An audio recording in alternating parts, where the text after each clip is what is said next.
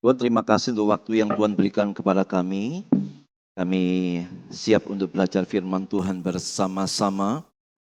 Sekali lagi bukan hanya untuk menguatkan iman kami, tapi sekiranya Tuhan juga boleh menjadikan kami berkat bagi orang-orang yang ragu akan iman Kristen itu sendiri. Berkati kami semua, berikan kepada kami kemampuan untuk bisa belajar, memahami, mencerna, mengaminkan. Dan biarlah kebenaran-Mu sungguh boleh memuaskan akan dahaga rohani kami. Besertalah dengan kami, berkatilah kami. Dalam nama Yesus kami berdoa. Amin. Baik, kita masuk di bagian yang kedua tentang seri Defending Our Faith, yaitu Answering Islam. Ya, mengapa sih kita kok membahas bagian ini ya? Ya, mungkin ada yang tanya juga ya, ngapain sih kok bahas-bahas yang begini?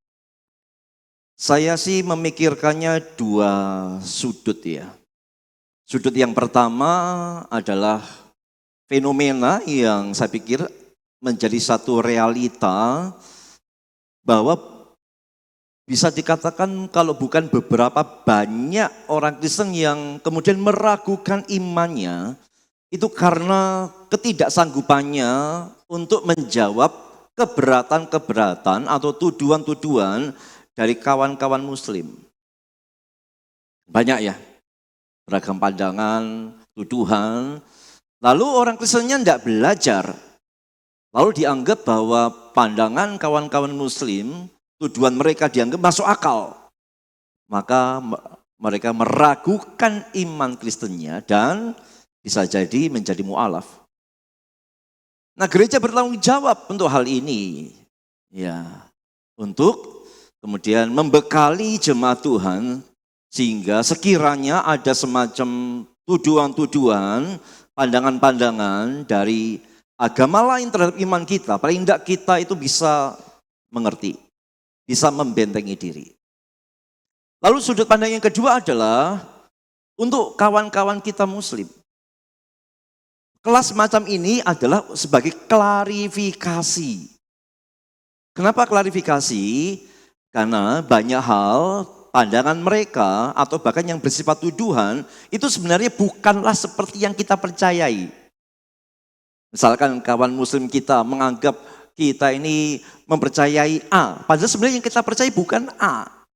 Maka kelas semacam ini adalah semacam klarifikasi dengan tujuan apa?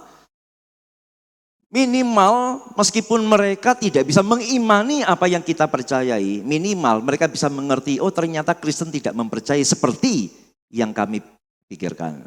Minimal seperti itu. Jadi bagi saya kelas semacam ini penting, ya.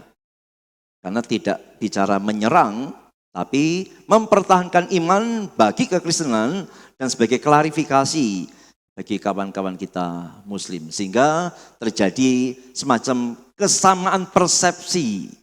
Nah, hal ini kan bagus untuk kehidupan bersama meskipun di dalam keberbedaan agama. Yang lalu kita sudah membahas tentang Alkitab yang dimana dari kawan-kawan kita muslim itu seringkali menganggap Alkitab kita ini sudah tidak asli, sudah dipalsukan. Nah, kita sudah mengklarifikasi itu, menjawab itu pada pertemuan yang lalu, hanya belum di-upload ya. Dan hari ini kita membahas tentang Allah Tritunggal, Nah, bagian ini tidak kalah pentingnya ya untuk dibahas. Ada beberapa hal yang akan kita perhatikan pada malam hari ini. Yang pertama, tentang tema ini, salah satu keberatan yang paling umum dan paling kuat yang dimiliki umat muslim terhadap kekristenan adalah anggapan bahwa orang Kristen menyembah Trinitas yang terdiri dari 3 Tuhan atau 3 Allah. Ini sudah pandangan umum mereka. Nah, kita perlu mengklarifikasi, kita tidak nyembah 3 Allah bro, kan begitu loh. Nah, kelas semacam ini mengklarifikasi bahwa ketika dalam pandangan mereka Kristen itu nyembah 3 Allah, kita bisa mengklarifikasi dan mengatakan tidak loh, kami tidak seperti yang engkau pikirkan. Nah, ini penting ya. Kata Trinitas itu sendiri sering memberi kesan keliru kepada banyak muslim bahwa orang Kristen percaya Allah bukan satu melainkan tiga. Karena ada kata Tritunggal. Tapi seringkali kata tunggalnya diabaikan. Ya mereka hanya fokus pada tri. Wah, orang Kristen punya tiga Allah itu. Bapa, Yesus, Roh Kudus. Tapi ternyata sebenarnya sebagian besar bahkan mereka bukan memikirkan bahwa kita ini punya tiga Allah, Bapa, Yesus, Roh Kudus. Tapi sebagian mereka bahkan memikirkan kita ini tiga Allahnya, Bapa, Yesus, Maria. Ya ini kan perlu klarifikasi. Bukan itu yang kita percaya, bukan itu yang orang Kristen yakini. Ya. Hal ini sama sekali tidak dapat diterima oleh para pengikut Islam yang sejak kecil telah diajarkan bahwa Allah itu Maha Esa secara mutlak dan bahwa tidak ada Tuhan selain Dia. Jelas ya, memang dari kecil sekali umat muslim sudah diajari. Tuhan itu Maha Esa, tidak ada yang lain selain Dia. Lalu ketika mereka mendengar kata Tritunggal, lalu mendengar kata Bapa, Yesus, Roh Kudus, mereka anggap, waduh orang Kristen tuh punya tiga Allah. Nah bagian kita perlu untuk menjelaskan, bukan begitu. Ya, orang Kristen tidak sama sekali tidak menyembah tiga Allah seperti yang mereka pikirkan. Menyembah selain Allah yang Maha Esa itu dipandang sebagai salah satu dosa terbesar. Nah bisa bayangkan seandainya kita ya hidup bersama, ngobrol bersama, lalu dalam pemikiran mereka kita adalah penyembah tiga Allah. Itu pasti akan tidak nyaman. Tapi kalau sama-sama paham bahwa sebenarnya kekristenan itu tidak menyembah tiga Allah, itu tentu akan lebih baik lagi seharusnya ya. Karena minimal gap atau perbedaan yang kontras antara monoteisme dan politeisme itu sudah tidak ada lagi. Bahwa mereka tahu bahwa oh Kristen ternyata Allahnya satu kok, bukan tiga kok. Nah itu kan penting ya. Baik sekarang kita akan menanggapi beberapa pemikiran-pemikiran dari kawan-kawan muslim berkenaan dengan Allah Tritunggal ini ya.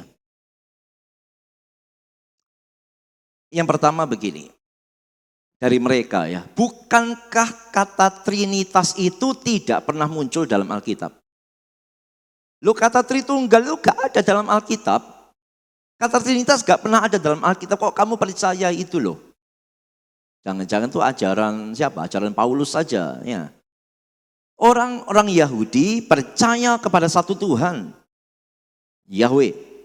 Sementara orang Yunani dan Romawi percaya kepada banyak dewa. Jangan-jangan gereja ini menciptakan teori tiga Tuhan dalam satu untuk menyenangkan kedua belah pihak. Nah ini pemikiran-pemikiran yang penuh kecurigaan ya. Orang Yahudi monoteisme mutlak seperti Islam, Yahweh. Yunani, Romawi banyak sekali dewanya.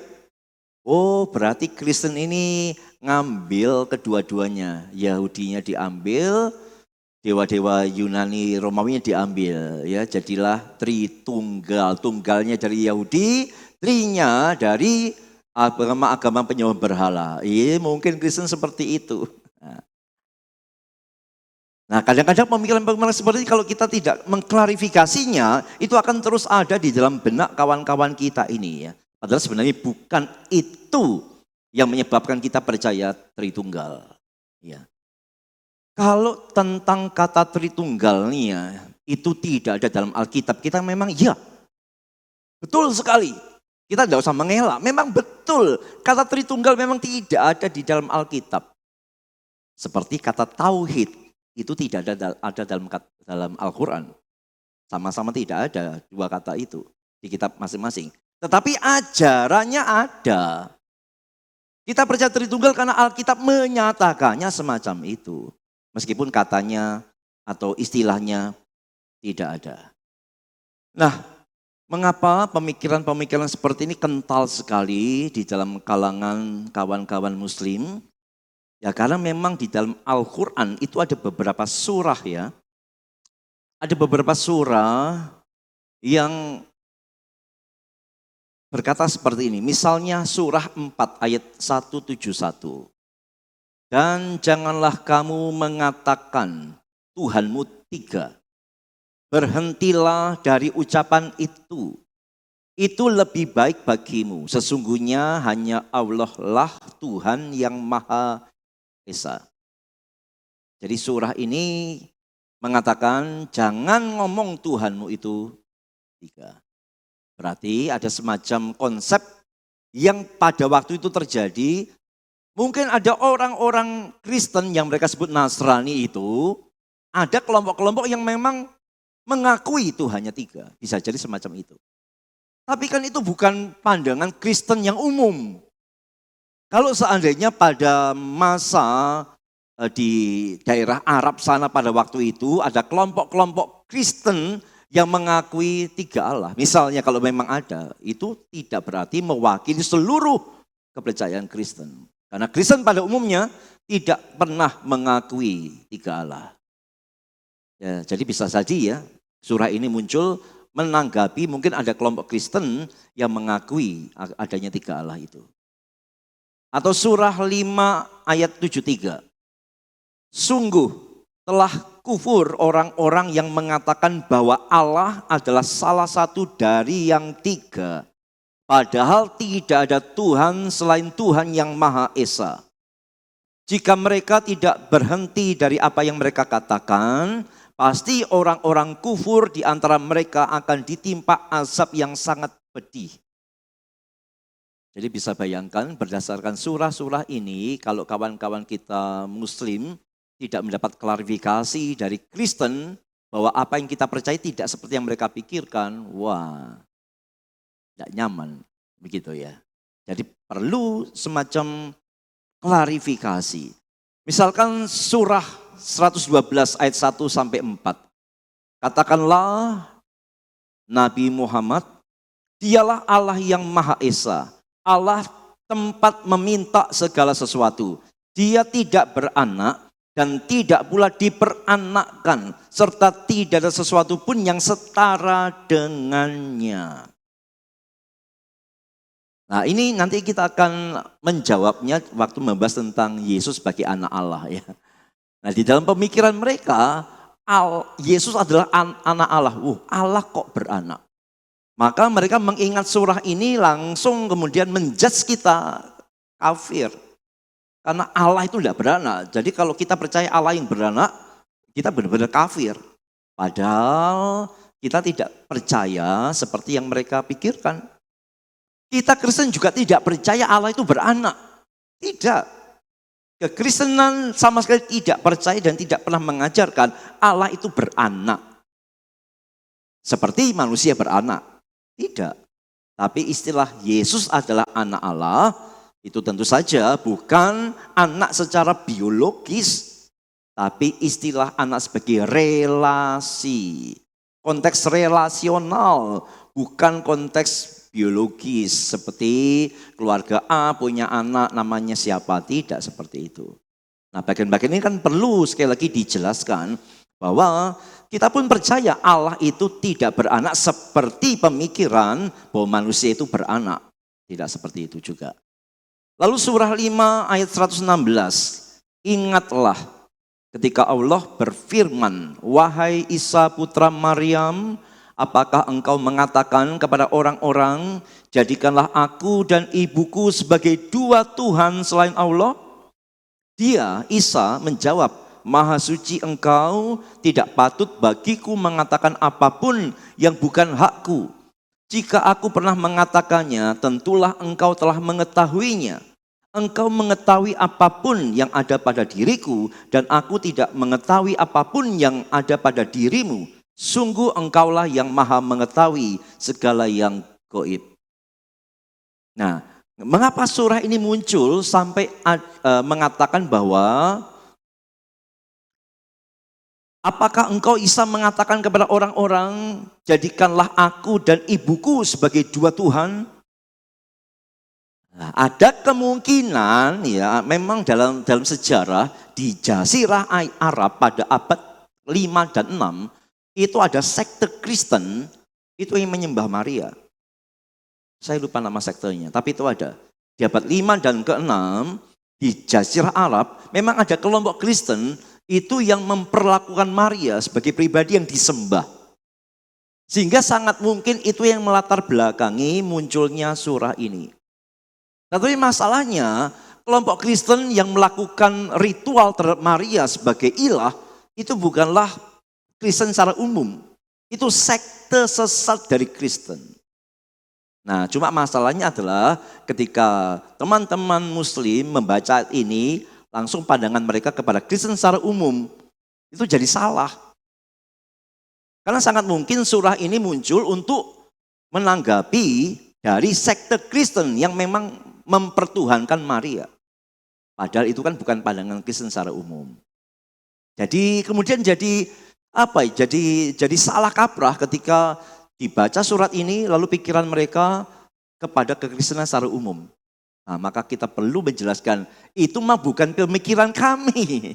Itu pernah dipikirkan oleh kelompok sesat Kristen pada masa lampau dan itu sudah tidak ada lagi. Kita tentu tidak mengatakan bahwa Maria adalah Allah. Nah, bagian-bagian ini perlu dijelaskan ya, bahkan untuk kawan-kawan kita Muslim.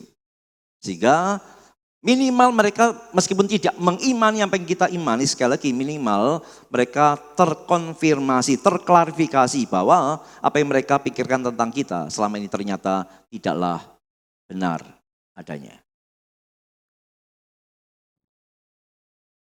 Jadi dari semua hal yang sudah kita lihat, yang kita mau sampaikan apa?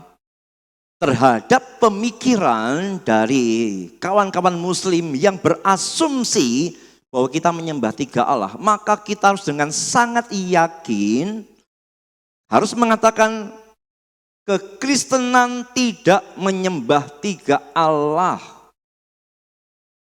Ini harus ditekankan berulang-ulang ya, karena sangat mungkin dari masa kecil mereka dengan doktrin tauhid, lalu kemudian dikaitkan dengan ketritunggalan Allah dalam kekristenan, itu sangat mungkin sudah terjadi semacam pemikiran yang sangat mendarah daging yang mengatakan Kristen itu Allahnya tiga.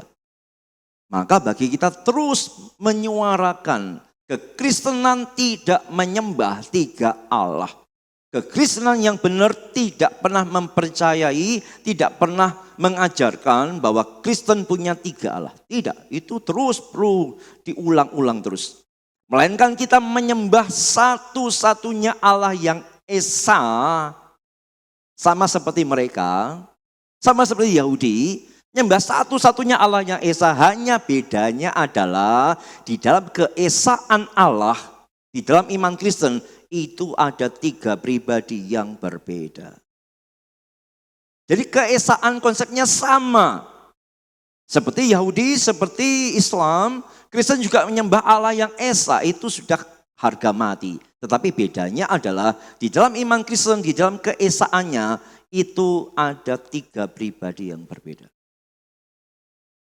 Sehingga Tritunggal dalam iman Kristen itu mencakup tentang keberapaan Allah, sekaligus mencakup tentang kebagaimanaan Allah. Ada orang ngomong ya, Tritunggal itu bukan tentang keberapaan, tapi tentang kebagaimanaan. Tidak, Tritunggal kedua-duanya. Tritunggal menjawab berapa banyak Allahnya orang Kristen? Satu, itu masalah keberapaan. Tapi kok ada Bapa, ada Anak, ada Roh Kudus? Itu bukan tentang keberapaannya, itu tentang kebagaimanaannya. Allah yang satu itu Allah yang bagaimana sih? Nah, bagaimananya ini dijelaskan dengan tiga pribadi itu. Ada pribadi Bapa, Anak, dan Roh Kudus. Tapi tidak pernah terlepas dari Allah yang Esa itu. Maka dalam teologi Kristen muncullah istilah hakikat, muncullah istilah pribadi. Kenapa bisa muncul? Untuk menolong kita memahami sedikit. Istilah hakikat, istilah pribadi gak ada sama sekali dalam Alkitab. Tapi itu dimunculkan menjadi satu bahasa teologi demi semata-mata kita menolong kita untuk memahami sedikit. Gimana sih satu tapi tiga, tiga tapi satu, satu ini apanya, tiga ini apanya? Maka muncullah kata hakikat dan pribadi. Satu itu apa? Yang esa itu apa? Yang esa adalah hakikatnya, intinya satu. Tapi lalu tiga ini apa? Ya tiga ini pribadinya. Di mana ada pikiran, ada kehendak, ada perasaan. Sama-sama ketiga pribadi itu punya pikiran, perasaan, dan kehendak. Alkitab menggambarkan itu semua. Ya, jadi muncullah Tritunggal. Tunggalnya tentang keesaan, tiganya tentang pribadi yang berbeda itu. Tapi kalau kita dialog dengan teman-teman Muslim, maka sekali lagi tekankanlah yang esa. Tekankanlah yang esa, baru jelaskan tiga pribadi yang berbeda. Jangan fokusnya ke tiga pribadi yang berbeda, karena sukar bagi mereka untuk mengerti kedua istilah ini. Pasti kalau kita hanya jelaskan tiga pribadi yang berbeda, mereka akan asumsinya loh, berarti tiga tuh. Nah, maka kita mesti menekankan Allahnya orang Kristen, esa. Tapi dalam keesaan itu ada tiga pribadi yang berbeda. Sehingga ini ya, ada miskonsepsi. Pada waktu kawan-kawan Muslim membaca Quran, lalu kemudian menganggap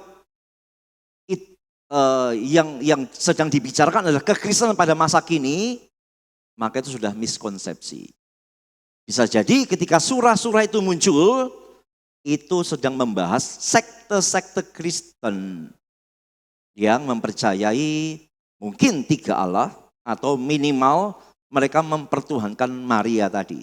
Tapi itu kan sekte Kristen di abad 5 dan 6, itu sudah tidak ada lagi. Dan kekristenan masa kini tidak pernah mempercayai tiga Allah. Miskonsepsinya seringkali adalah masalah hitungan ya. 1 tambah 1 tambah 1. Gak mungkin bisa 1. Allah Bapa, Allah Anak, Allah Roh Kudus, atau kalau mereka memikirkan Maria, itu kan 3, malah bisa 1. Ya kita cukup menjelaskan bahwa tidak seperti itu. Tidak seperti itu. Ya. 1 tambah 1 tambah 1 memang 3. Tapi 1 kali 1 kali 1 itu 1. Bahkan sebenarnya membicarakan Allah, Allah itu kan pribadi yang tak terbatas, tak terhingga. Itu dalam matematika ada simbolnya, ada istilahnya apa itu ya? Siapa di sini yang jago matematika? Istilah tak terhingga atau tak terbatas itu apa bahasanya? Itu pun tidak bisa ditambahkan, tidak bisa. Ya sudah tak terhingga saja. Ya.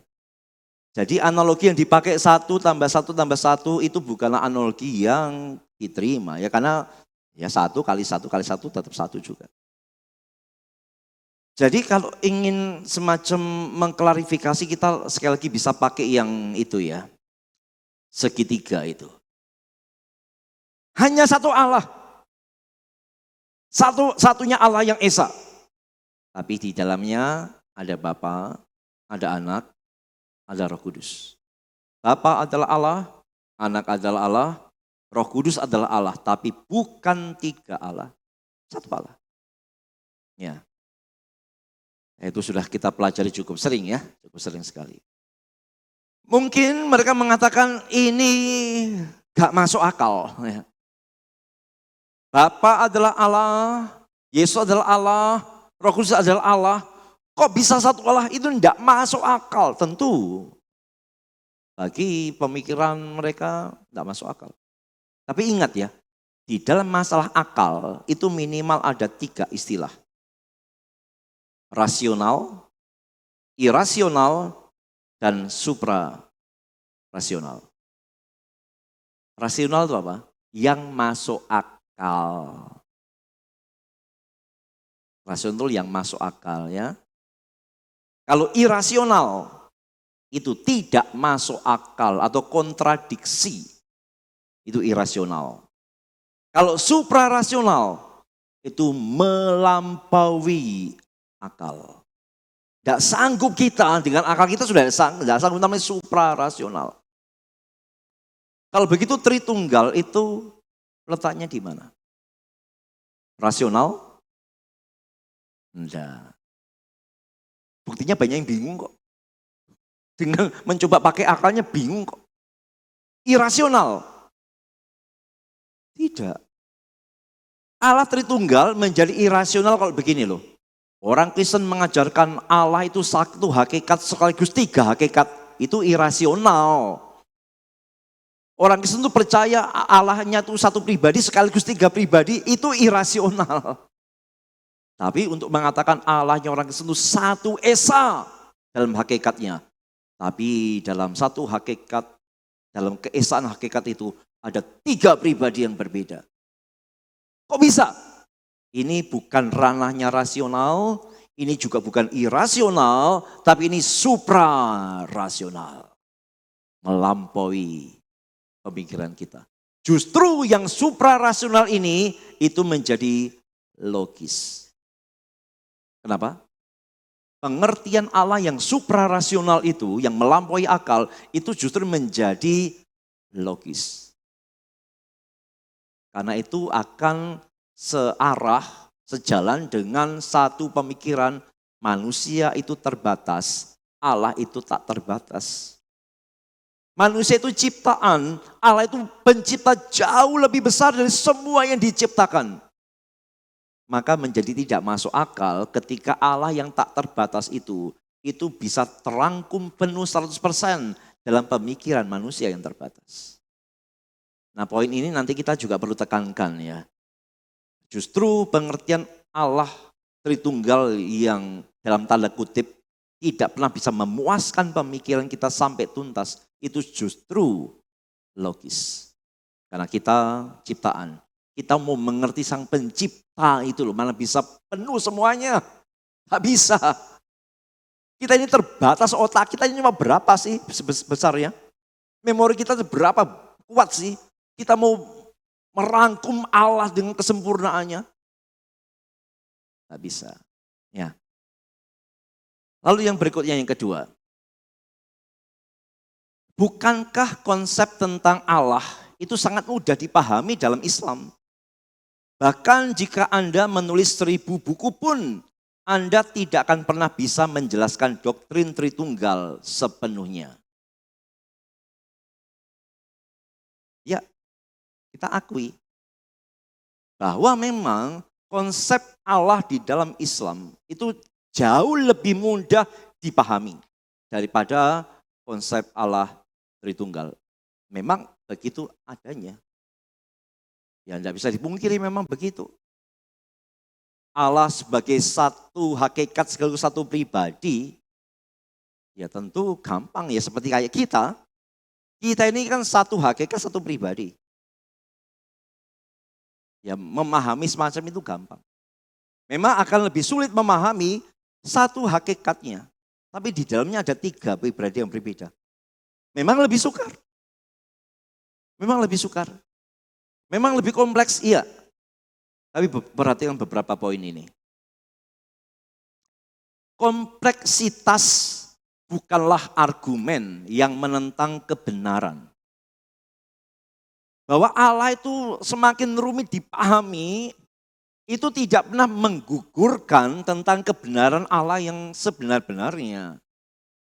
Justru sebaliknya, itu adalah titik terkuat yang mendukungnya. Bahwa kalau kita itu tidak bisa memahami Allah, justru itu adalah argumentasi yang kuat. Untuk apa? Untuk menyelaraskan dengan tadi, ya wajarlah kita ini ciptaan. Kita mau memahami sang pencipta, pasti akan kesulitan untuk bisa paham 100% akan sangat sukar sekali. Jadi kita tidak usah mengelak ketika dikatakan bahwa konsep Allah dalam Islam itu lebih mudah dipahami daripada konsep Allah Tritunggal. Kita mengiyakan betul, saya setuju. Tapi kompleksitas Sang Pencipta yang tidak bisa dipahami oleh ciptaan sepenuhnya, itu justru menjadi kekuatan. Ya. Bagaimanapun juga, kita sedang membicarakan hakikat Allah yang kekal, Tuhan semesta alam. Ia lebih besar daripada langit dan bumi.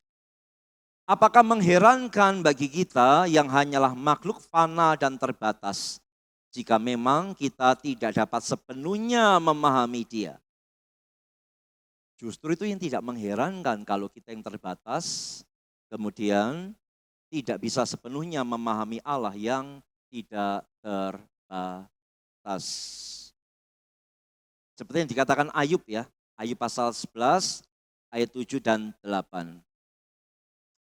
Dapatkah engkau memahami hakikat Allah, menyelami batas-batas kekuasaan yang maha kuasa? Tingginya seperti langit, apa yang dapat kau lakukan? Dalamnya melebihi dunia orang mati, apa yang dapat kau ketahui? Coba lagi ya, perhatikan ya. Dapatkah engkau memahami hakikat Allah, menyelami batas-batas kekuasaan yang maha kuasa? Jawabannya, dapat atau enggak?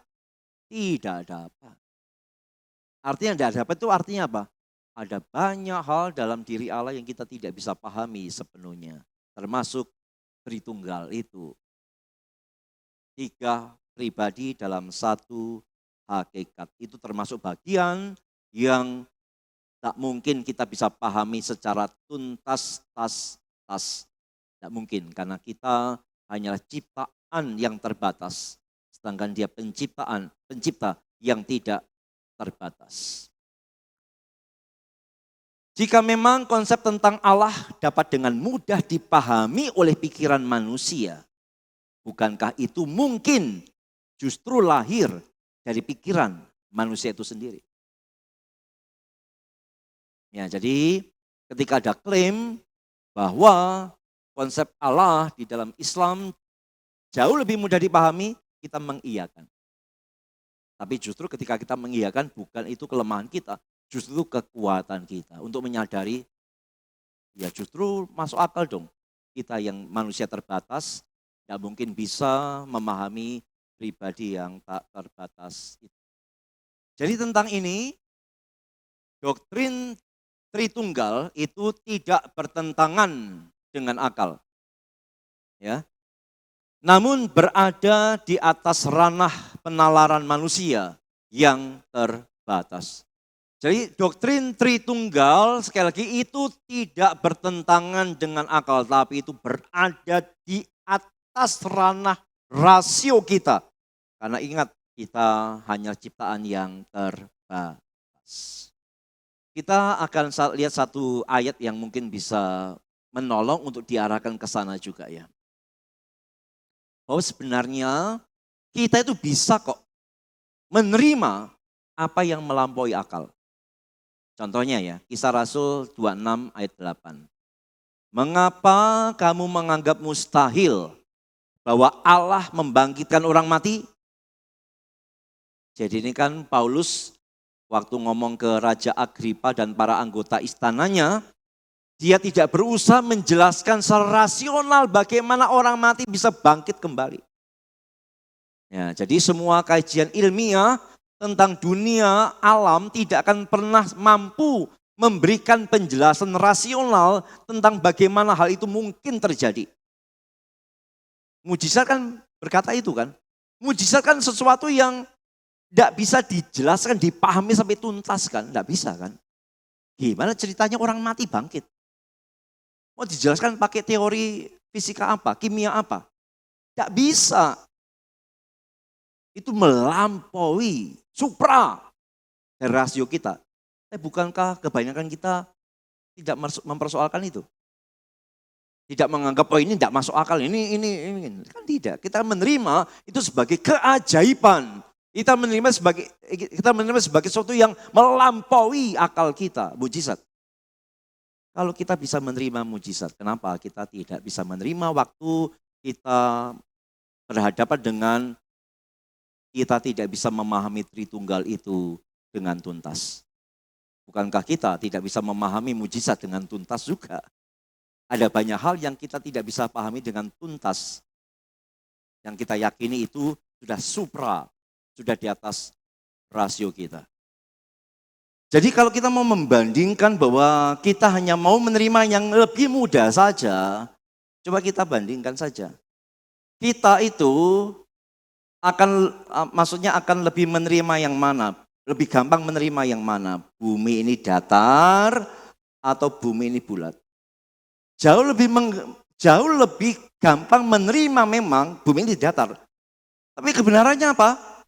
Bulat. Kebenaran bahwa bumi ini bulat itu harus menguras pemikiran kita, mikir kok bisa bulat. Bukan berarti yang lebih gampang dimengerti itu lebih benar. Ternyata bumi bulat yang sukar kita mengerti, justru itu yang benar. Meskipun kita mungkin tidak bisa paham penuh ya, kok bisa bulat ya. Laut itu gimana, kalau bumi bulat lautnya bagaimana? Tumpah dong, itu gimana? Ya itu kalau pemikiran-pemikiran gampangan lah, tentu ada hukum-hukum yang membahasnya. Ya. Lebih mudah diterima mana? Matahari itu yang mengitari bumi atau bumi yang mengitari matahari? Lebih mudah diterima yang mana? Matahari mengitari bumi lebih gampang diterima. Oh, matahari terbit di timur. Dia jalan. Tengah hari atas kita, dia ke barat lagi, pagi lagi muncul, mataharinya muter-muter. Gampang diterima seperti itu kan? Tapi kebenarannya apa? Kebenarannya bumi lah yang muteri matahari. Sampai bingung, bisa bumi muteri matahari ya? Artinya lebih rumit untuk memikirkan bumi itu mengitari matahari daripada matahari mengitari bumi. Tapi bukan berarti yang benar adalah yang lebih ringkas. Ternyata kebenarannya itu yang rumit itu. Tahu tidak kecepatan bumi mengitari matahari, kecepatannya berapa? Cepat loh itu. Itu bisa, saya pernah baca itu bisa 100 km per jam. Kalau di tol bawa kendaraan 100 km per jam ya lumayan cepat lah ya. Sebetulnya bumi itu berada di poros itu muter. Cepat kenceng tapi kita mana ya kok diam aja buminya. Tapi ini bumi ini kecepatannya 100 km per jam tuh kurang lebih. Ini kecil lagi nih ya. Tapi di Zoom dengar aja ya, dicek aja ya, dengar ya. Berarti di ruangan ini aja yang kecil ya. Oh Islam.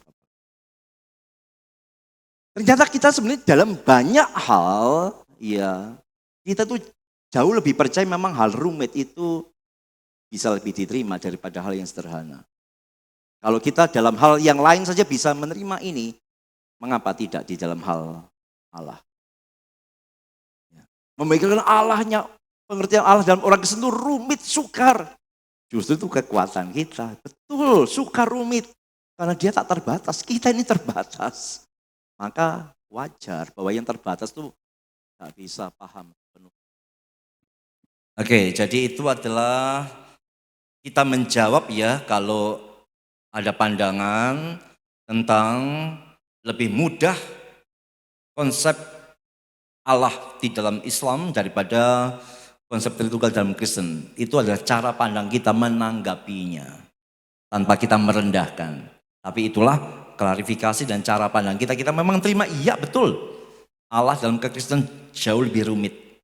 Tapi justru kami jauh lebih bangga dengan itu. Karena kami memang terbatas Allah. Kita, Allah kami yang kami sembah memang tak terbatas. Lalu yang berikutnya. Ini tadi sudah sempat kita singgung ya. Trinitas tidak dapat dibuktikan secara matematis. Bagaimanapun juga 1 tambah 1 tambah 1, 3. Tidak mungkin semuanya menjadi 1. Tadi sudah kita jawab ya, memang 1 tambah 1 tambah 1 itu 3 bukan 1. Tapi ingat 1 kali 1 kali 1 itu 1. Dan ingat Allah itu bukan pribadi yang bisa ditinjau dari sudut matematika. Allah itu tak terbatas, tak terhingga. Itu tidak bisa ditambahkan dengan apapun. juga. Lanjut. Kekristenan tidak berusaha menyajikan Allah yang mudah dipahami kepada dunia. Kalimat ini penting juga bagi kita orang Kristen. Kalau kita tidak bisa paham sepenuhnya dengan Allah, memang itulah kebanggaan kita. Termasuk kalau kita tidak bisa memahami jalan-jalannya, kehendaknya, rencananya. Justru banggalah dengan itu. Berarti Allahmu jauh lebih besar dari kamu.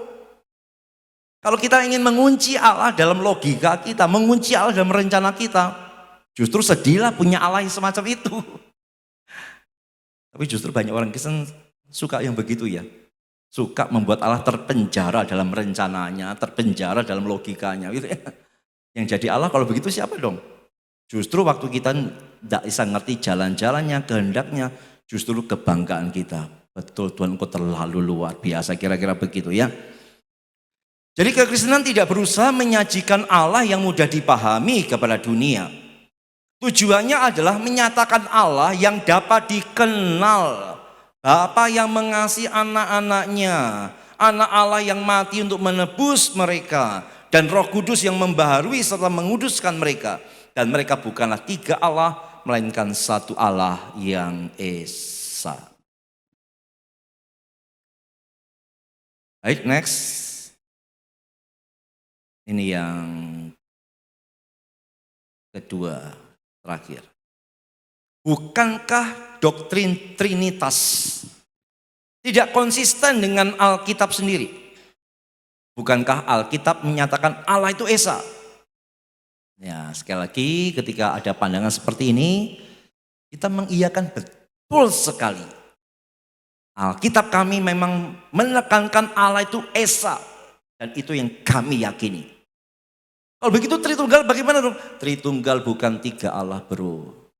Gitu. Lagi-lagi jelaskan ya, Tritunggal bukan tiga Allah seperti yang engkau pikirkan tentang kami. Kami tidak menyembah tiga Allah, kami menyembah Allah yang esa. Hanya bedanya dengan kamu adalah di dalam keesaan Allah kami ada tiga pribadi yang berbeda. Maka dalam kitab Kejadian dikatakanlah Allah berkata, marilah kita menjadikan manusia. Dan makin terang ketika di dalam doa berkat, tiga kata Tuhan.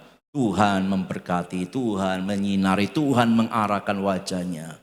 Makin jelas dalam perjanjian baru siapa yang tiga itu, ternyata itu adalah Bapa, Yesus, dan Roh Kudus. Tapi itu terangkum dalam keesaan tadi, tidak pernah terlepas dari keesaan itu. Jadi yang perlu kita tekankan lagi-lagi adalah tekankan kepada kawan-kawan kita itu, betul Allah kami esa. Tapi dalam keesaan itu, itulah yang membedakan kita dengan kamu. Dalam keesaan Allah kami, ada tiga pribadi yang berbeda. Ya lagi-lagi kembali ke segitiga itu tadi ya. Bapa adalah Allah, Anak adalah Allah, Roh Kudus adalah Allah, tetapi bukan tiga Allah. Sehingga di dalam Alkitab kita gampang sekali menjelaskan mengapa Allah yang esa seringkali mengatakan dirinya itu kami, kita, kami, kita, kami, kita. Kita ingat, ya enggak aneh. Karena memang di dalam keesaannya ada tiga pribadi yang berbeda. Maka tidak aneh kalau Allah mengatakan kami, kita, kami, kita. Dan jangan salah loh, di dalam Quran pun beberapa kali atau bisa dikatakan cukup banyak kali Allah itu memakai kata kami. Silakan search sendiri ya. Tetapi tentu saja dalam pengertian kawan kita Muslim bukan pengertian Tritunggal. Kalau tidak salah, salah satu penafsiran mereka itu kata kami yang dipakai di dalam Quran untuk Allah itu menjelaskan tentang jamak yang mulia. Kalau tidak salah semacam itu. Jadi jelas itu tidak mengarah kepada tiga pribadi seperti yang kita percayai. Tapi bukankah penjelasan itu jauh lebih rumit dibandingkan dengan kalau kita ditanya, kenapa Allah yang esa itu mengatakan kami kita? Kita langsung gampang ngomong, ya betul. Karena Allah yang esa di dalamnya ada tiga pribadi dan wajar tiga pribadi itu mengatakan kami, kita. Dan kalau di dalam Quran ada kata kami untuk Allah itu mereka punya penafsiran sendiri, tentu itu haknya mereka. Kita tidak bisa mencampuri, itu keyakinan mereka. Tapi kalau kita membandingkan dengan kita bisa mengatakan, kami dengan sangat gampang mengatakan, kenapa kok Allah yang Esa itu mengatakan kami atau kita? Karena Allahnya Esa dalam iman Kristen adalah Allah yang satu yang di dalamnya ada 3 pribadi yang berbeda. Ya. Lalu kemudian yang terakhir tentang Tritunggal. Bukankah doktrin Trinitas berakar pada agama-agama pagan? Agama-agama pagan itu agama-agama penyembah berhala ya. Pada zamannya yang semuanya telah memiliki dewa-dewa mereka sendiri jauh sebelum kekristenan muncul. Memang banyak sekali tuduhan ya, bahwa kekristenan itu menyembah Tritunggal itu karena dipengaruhi oleh agama-agama penyembah berhala pada masa itu, yang memiliki banyak dewa, dan tidak sedikit dari banyak dewa itu ada 3 dewa unggulan. Misalkan di Mesir itu dewanya banyak sekali, tapi ada 3 dewa yang sangat ditinggikan, misalnya begitu. Oh, berarti Kristen itu percaya Tritunggal itu mengambil pemikiran dari dewa-dewanya Mesir, misalnya begitu. Nah, tentang tuduhan semacam ini bagaimanakah kita meresponinya? Tentu saja kita mengatakan Tritunggal dalam kekristenan tidak bisa dibandingkan dengan politeisme di agama manapun. Tidak ada yang menyamai secara persis. Kalaupun agama-agama pagan itu memang punya 3 dewa yang tertinggi, tapi 3 dewa tertinggi itu tetaplah 3 hakikat dengan 3 pribadi. Seperti saya, si Debbie Koatak, ini 3 hakikat 3 pribadi. Tidak bisa mewakili Tritunggal. Dewa-dewa dalam kepercayaan apapun juga, kalaupun bahkan mereka punya 3 dewa tertinggi, tetap itu adalah 3 hakikat 3 pribadi. Tidak bisa disamakan dengan Tritunggal. Ya, jadi doktrin Trinitas adalah doktrin yang benar-benar unik, satu-satunya di dalam alam semesta. Tidak ada yang menyamainya, tidak paralel dalam agama maupun filsafat manapun, tidak ada sama sekali.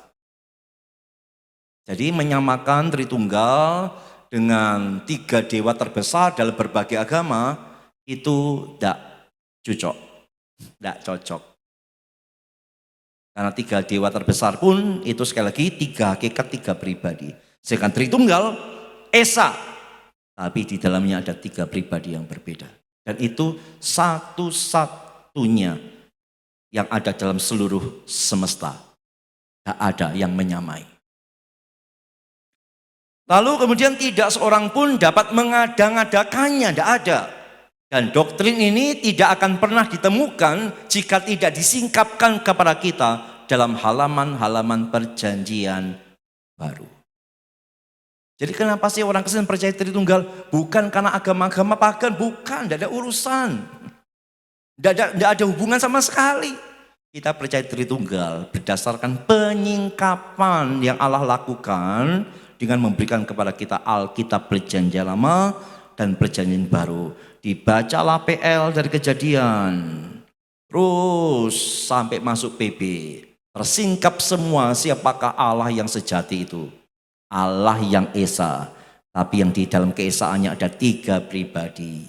Maka timbullah istilah Trinitas atau Tritunggal. Jadi tidak karena agama-agama pagan manapun juga, karena tidak ada yang menyamai dengan Tritunggal di dalam Alkitab. Jadi bagaimana ketika kita berdialog dengan kawan-kawan kita Muslim berkenaan dengan Tritunggal, maka kita boleh berasumsi bahwa dalam pemikiran mereka kita dianggap menyembah 3 Allah.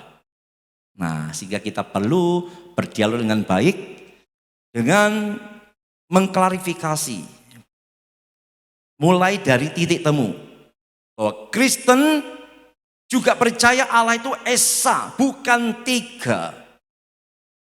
Berulang-ulanglah untuk mengatakan kami tidak menyembah tiga Tuhan. Kami menyembah satu Allah yang esa. Sama seperti kamu. Tapi dalam keesaan itu ada kebagaimanan Allah. Sebagaimana yang dinyatakan dalam Alkitab. Ada Bapa, Yesus, Roh Kudus. Tapi itu ada dalam keesaan Allah. Lagi-lagi tekankan, jadi kami tidak seperti yang kamu pikirkan. Kami tidak menyembah tiga Allah. Kami menyembah satu Allah. Yang di dalamnya ada tiga pribadi yang berbeda. Kalau mereka menganggap bahwa kita itu Tritunggalnya adalah Allah, Bapa, Yesus, Maria, maka kita bisa mengklarifikasi, memang pernah ada pada masa dulu kelompok Kristen sesat yang mengadakan penyembahan kepada Maria. Tapi itu bukanlah ajaran iman Kristen kami. Kami tidak pernah mempertuhankan Maria. Jadi mungkin yang ada di dalam Quran itu sedang membicarakan kelompok sesat Kristen pada masa dulu. Tapi itu bukan kami. Kami bukan menyembah banyak Allah. Kami menyembah hanya satu Allah. Yang di dalamnya ada tiga pribadi yang berbeda. Lalu yang kita bisa katakan juga adalah satu hakikat tiga pribadi itu bukan tidak masuk akal. Tapi itu melampaui akal. Justru yang melampaui akal itu menjadi masuk akal. Karena kita terbatas, Allah kita tidak terbatas. Jadi tujuan dialog yang diadakan atau kelas macam ini tujuannya adalah untuk mengklarifikasi. Memang kawan-kawan muslim tidak akan menerima Tritunggal sebagai iman mereka. Ya, tapi bisa mengerti bahwa Kristen bukan penyembah banyak Allah. Nah kalau gitu kan enak. Kita tidak mungkin paksakan iman. Tapi minimal mereka tidak lagi memikirkan kita sebagai politeis. Orang nyembah banyak Allah. Ya, jadi itu yang kita bisa pelajari malam hari ini ya. Tentang answering Islam. Berkenan dengan pemikiran-pemikiran mereka tentang Tritunggal. Yang kebanyakan itu salah. Apa yang mereka pikirkan sebenarnya bukanlah yang kita percayai. Baik, kita akan lanjutkan di bulan depan dengan tema-tema yang lain. Apakah ada pertanyaan tentang hal ini? Silakan. Ya, Musa mungkin Musa bisa menjelaskan di dalam penjelasan Tuhan itu adalah Esa kan dalam bahasa Ibrani. Esanya itu adalah satu kesatuan yang dari hal yang bukan satu-satunya mutlak Musa. Mungkin bisa dijelaskan Musanya. Thank you. Iya, jadi di dalam bahasa Ibrani itu ada dua kata untuk kata satu atau kata Esa. Yang pertama adalah kata Echad. Yang kedua adalah Yahid. Kalau Echad itu satunya adalah satu dari gabungan. Misalnya ya, suami istri, keduanya menjadi satu daging.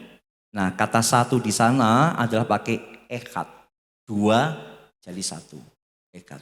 Kalau yakid itu benar-benar satu yang mutlak. Nah, untuk Tritunggal dipakainya bukan yakid, tapi echad. Tetapi kenapa saya tidak pakai argumentasi ini? Karena belakangan banyak juga yang mengatakan itu sudah tidak bisa dipakai argumentasinya. Karena ternyata kata echad itu sendiri, itu katanya, ya saya belum terlalu menyelidiki terlalu dalam, itu juga bisa berarti satu yang mutlak. Ya, jadi memang selama ini kita mendengar semacam itu ya, gitu. Ya. Yang lain?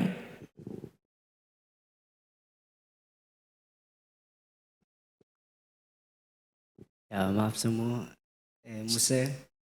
Ya. Ya takutnya juga ada sedikit argumen seandainya nanti ada kawan mengatakan mengenai tentang Allah Tritunggal nih. Ini di seandainya nanti mereka baca Lukas pasal yang ketiga itu yang mengenai tentang burung merpati ya melambangkan Roh Kudus dan juga Allah di situ kan Yesus di situ kan dia itu kan mau dibaptis dan ada juga suara yang ada di langit, ya kan? Iya. Dan itu agak sedikit susah sih saya untuk menjelaskan kepada mereka bahwasanya oh Tuhan kalian itu ada 3. Yang pertama merepati, yang kedua itu Kristus dan yang satunya itu ya Allah itu yang nggak nampak itu. Berarti benar dong Tuhan kalian itu 3 gitu. Ya coba. Iya, jadi tergantung kacamata yang kita pakai membaca itu. Kalau sudah kacamatanya adalah 3 Allah, maka akan membacanya 3 Allah. Tapi kalau kacamatanya adalah Esa, keesaan, maka bisa mengatakan meskipun bisa digambarkan dalam 3 pemunculan itu ada suara, ada burung merpati, itu kan burung merpati sebagai perlambangan. Bukan berarti Roh Kudus adalah burung merpati yang terbang-terbang, kan bukan begitu. Itu kan perlambangan pernyataannya. Lalu ada Yesusnya. Maka tergantung kacamata apa yang dipakai. Tentu kita paham kalau teman-teman muslim membaca ayat itu, kacamata yang mereka pakai ya tadi 3 Allah. Nah 3 Allah kan. Nah padahal kan kita tidak. Kita tidak mungkin melepaskan bagian itu terlepas dari ayat-ayat Alkitab yang menekankan Allah itu Esa, Allah itu Esa, Allah itu Esa, Allah itu Esa. Jadi kalau kita menjawabnya bukan begitu bro. Jadi meskipun ada 3 pemunculan di sana, adalah Bapa, ada Roh Kudus, ada Yesus, tapi itu tidak mungkin terlepas dari keesaan Allah yang sudah dibicarakan yang dari perjanjian lama itu. Begitu. Ketiga yang dibicarakan dalam Lukas itu adalah ketiga pribadinya. Tapi bukan berarti 3 Allahnya. 3 pribadi tetap tercakup dalam keesaan Allah itu sendiri. Jadi kacamatanya perlu ditentukan dulu ya. Nah itu. Oke Musa. Iya.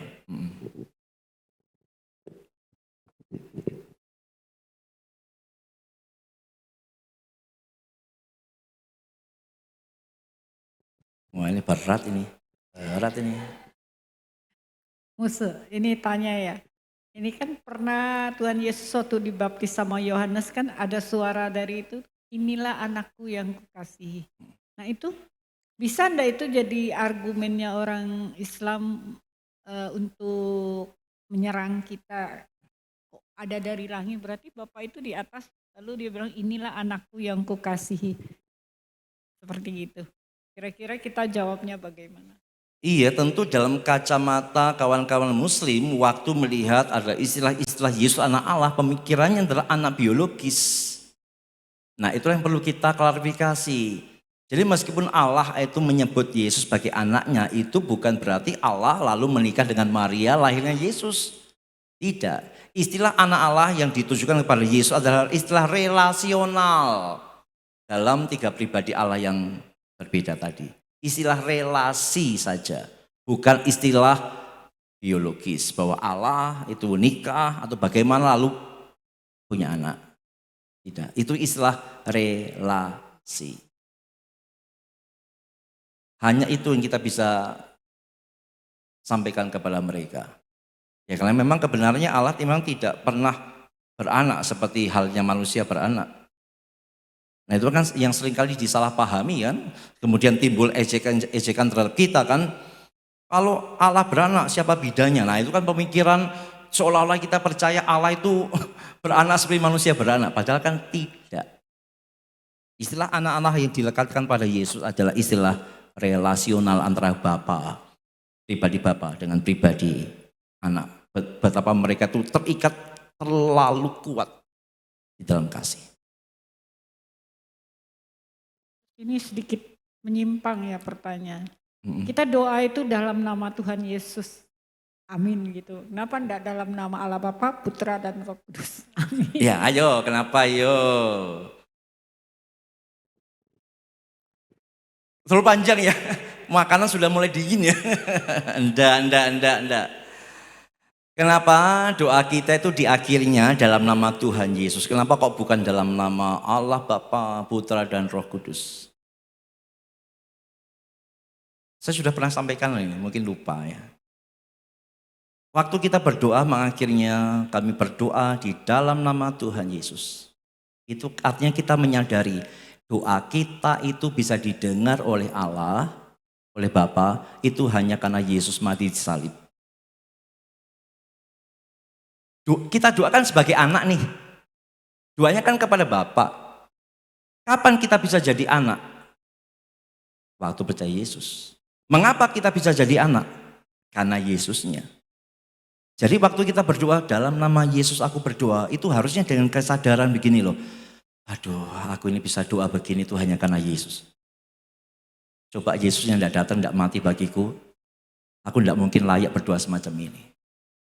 Jadi itu bukan mantra loh ya, tapi itu kesadaran teologis kita. Bahwa kita boleh doa, doa kita bisa didengarkan, itu semata-mata hanya karena Kristus sudah berkorban habis-habisan untuk kita. Karena itulah doanya diakhiri dalam nama Yesus. Artinya, ya Yesus hanya karena engkaulah saja aku dilayakkan berdoa.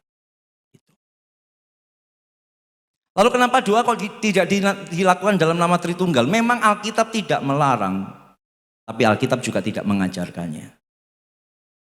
Ya, biasanya kalau dalam nama Tritunggal lebih cenderung pada doa-doa berkat komunal. Doa berkat Allah kepada umat secara umum, itu seringkali muncul. Ya, doa-doa berkat seperti di dalam Alkitab PB kan juga begitu kan. Waktu Paulus nulis surat kepada jemaat di mana ya? Kiranya berkat dari Bapa dan sebagainya. Itu kan berkat-berkat untuk komunal ya. Tapi untuk doa-doa pribadi dari seorang yang berdoa kepada Tuhan, itu diakhiri dengan dalam nama Yesus tadi pengertiannya ya. Kita bisa dilayakkan doa hanya karena Kristus sudah korban untuk kita. Oke, cukup? Ci Ahwi. Ayo. Ini pelafalannya harus pas. Nah, Musa bukan mau tanya, mungkin bisa menjawab enggak kalau yang kayak bilang mereka tadi yang 3 pribadi muncul secara bersamaan, kan kayak matahari, kita bisa lihat ada cahayanya gitu kan, kita bisa rasakan panasnya dan energinya itu juga bisa membakar kertas gitu kan, membakar itu. Jadi maksudnya bisa mungkin dijelaskan secara sederhana seperti itu ya. Memang ada banyak analogi yang kita bisa pakai untuk Tritunggal, tetapi sebaik-baik analogi itu tidak ada analogi yang sempurna. Misalkan ya, matahari ada panasnya, ada cahayanya, ada mataharinya. Ini bisa menolong untuk memahami ada berapa matahari? 1 matahari. Ada namanya mataharinya, ada sinar matahari, ada panas matahari. Berapa mataharinya? 1 matahari. Itu bisa menolong hanya dalam sampai situ saja. Tetapi tetap tidak sempurna. Kenapa? Karena mataharinya dengan panasnya, dengan sinarnya itu tidak sehakikat. Artinya bukan tidak setara. Kalau Tritunggal kan harus setara pribadinya. Bapa, Anak, Roh Kudus mesti setara. Tetapi sekedar untuk menjelaskan bahwa ini 1 matahari meskipun ada mataharinya, ada sinarnya, ada panasnya bisa dipakai. Tapi tidak sempurna untuk menjelaskan tentang kesetaraan dalam 3 pribadinya. Dan itu berlaku untuk semua analogi yang lain. Pohon ada batangnya, ada daunnya, ada buahnya. Berapa pohon? 1 pohon. Itu bisa menolong untuk menjelaskan ini bukan 3 tapi 1. Bisa nolong di sana ya. Di titik itu saja. Tapi tidak menjelaskan sampai dalam tentang kesetaraan dengan 3 yang berbeda tadi. Tapi tetap bisa dipakai? Bisa. Hanya sampai di situ saja tapi ya. Tidak sampai yang detailnya. Gitu ya.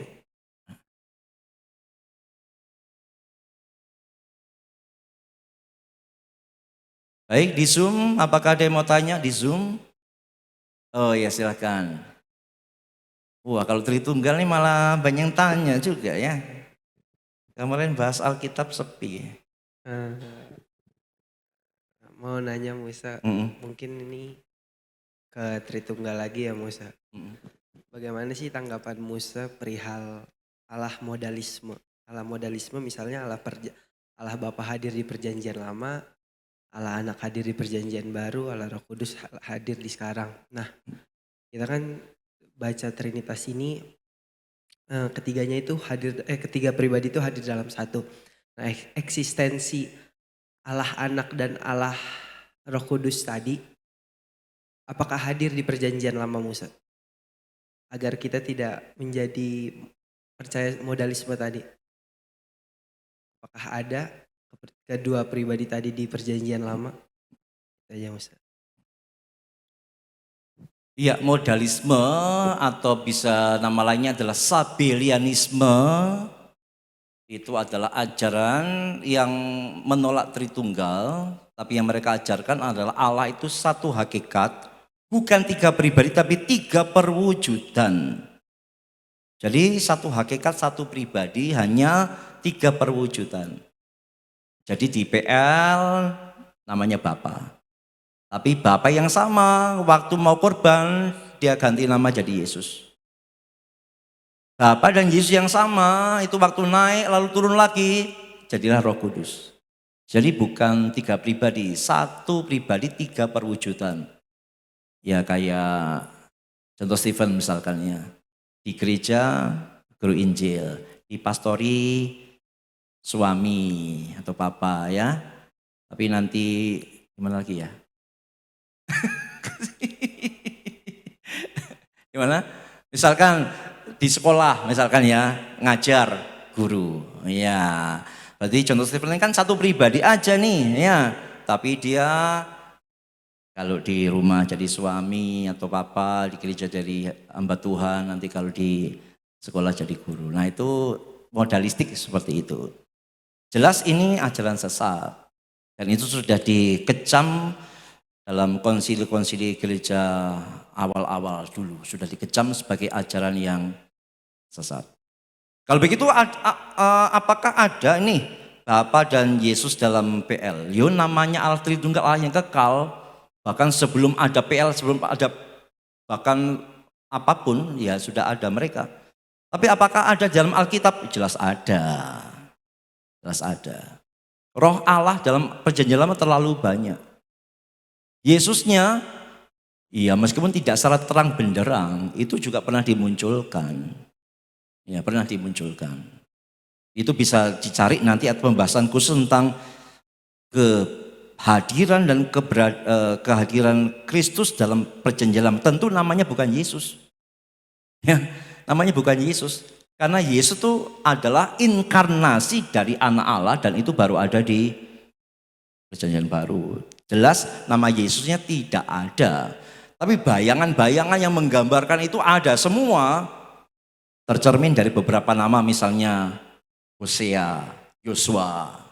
Itu tentang adalah keselamatan Allah, keselamatan itu semua membayangkan tentang Kristus yang akan datang. Jadi bahkan di PL Bapa, Yesus, Roh Kudus jelas hadir. Karena ingat ya Tritunggal kan bukan tiga Allah, satunya nongkrong di mana, satu enggak.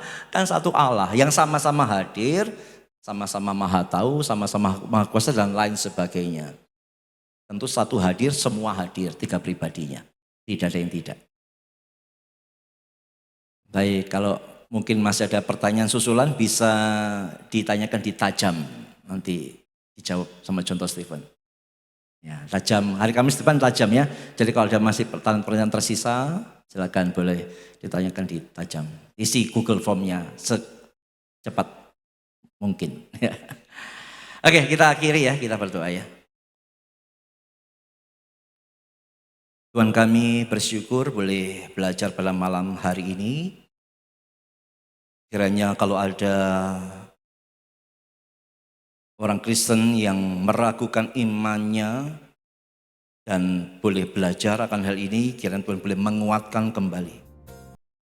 Kalau ada kawan-kawan Muslim mungkin yang sudah selama ini salah paham dengan iman Kristen, kiranya pun bisa terklarifikasi.